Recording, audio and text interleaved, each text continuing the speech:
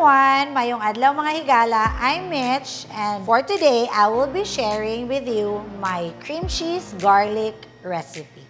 For the bread, we need 110 ml Conaprol milk, 5 grams instant yeast, 30 grams white sugar, 200 grams all-purpose flour, 50 grams bread flour, 3 grams iodized salt, 1 piece egg, and 20 grams of unsalted butter.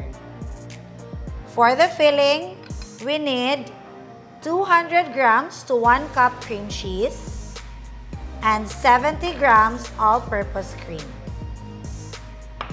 For the topping, we need 100 grams Bravo butter, 20 grams to 50 grams of your garlic, 20 grams of Bravo condensed milk, 1 piece egg, and parsley. In your bowl, use dough attachment and then mix your flour. Bread is actually mas easy siya i-mix compared to cakes kasi pwede mo siya i-dump all lang. Then, after your dry ingredients, you can now put the milk, egg, and your butter. Then, mix natin to for around 15 minutes.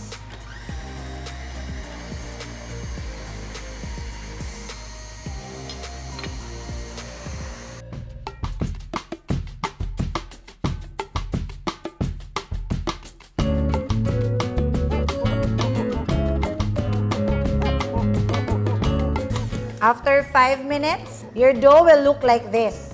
Okay? And then, if you check, madali pang mapunit. So, mix again. 5 minutes pa lang yun.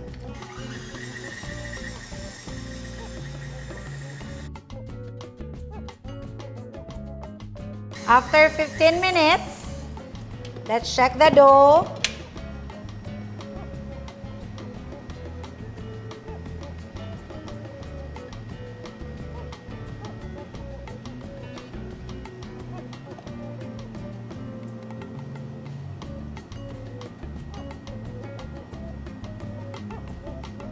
Yan. Okay na siya. Okay? Hindi na madali mapunit. Form into ball. Kinis na siya, di ba? Yan. And then, rest mo siya sa bowl for 45 minutes. Clean wrap.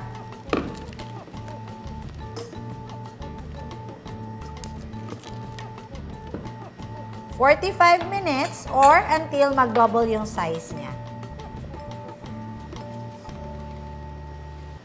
So, while pinaparest natin si bread, let's do the filling. All-purpose cream and cream cheese. Mix lang natin until smooth.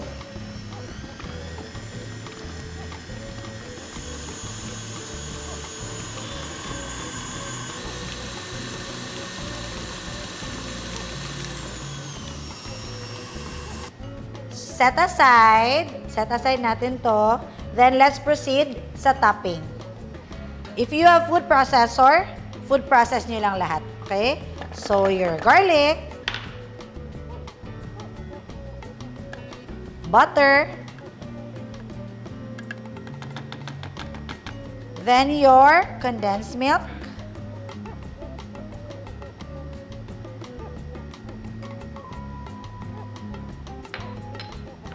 one piece egg, and your parsley.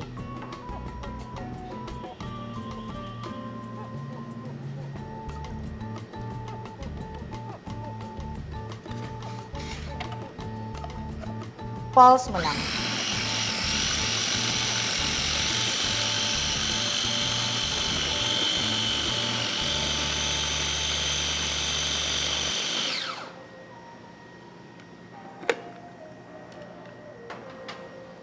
So, it will look like this. After 45 minutes, Yan, ang laki na. Then, tanggalin mo yung hangin. Divide into 6. You call this one dough scraper. Yan.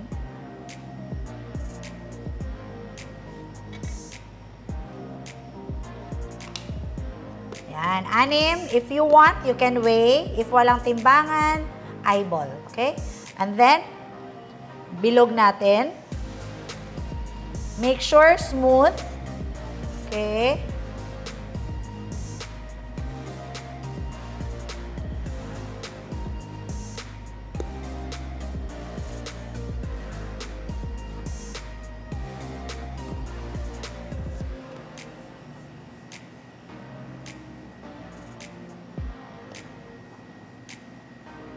Then, ipaparest ulit natin to for 20 minutes. Kung gusto mo pantay-pantay, pwede mong kunin yung excess ng iba, lipat, then bilog ulit. Then, get cookie sheet, brush it with shortening or butter, and then dyan mo ilagay. Let it rest for 20 minutes.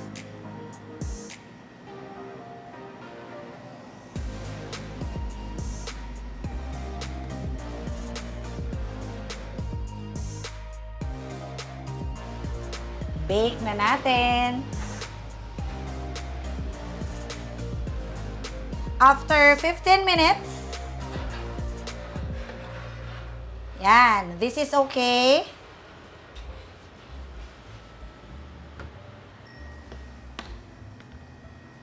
So, 15 minutes natin to binake. Then, i-bake natin ulit after putting the filling and the topping. Slice mo siya.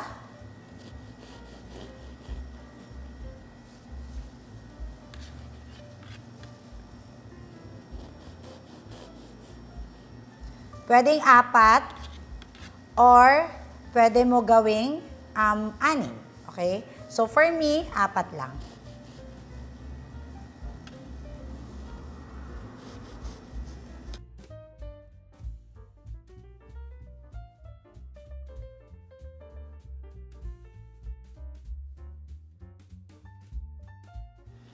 After ma-slice,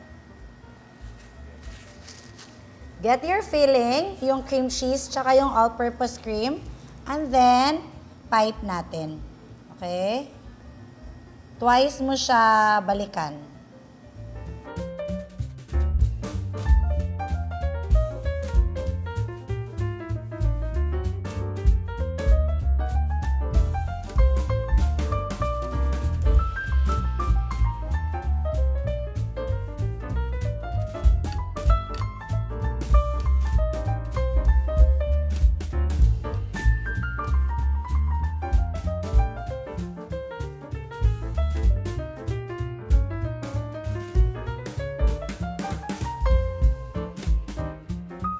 Then, yung topping mo, while mainit pa, lagyan mo na para mag-melt si butter.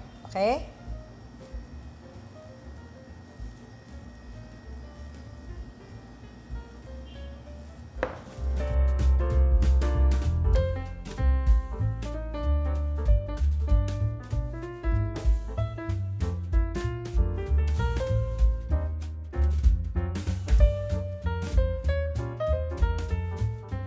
Then, bake natin again for around 5 minutes.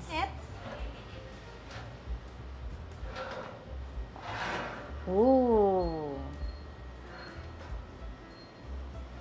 After 5 minutes, yan, luto na ang ating cream cheese garlic bread.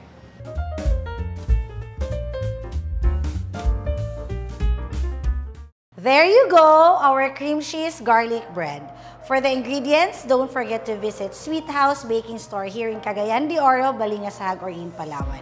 And don't forget to like and subscribe my YouTube channel. Enjoy baking!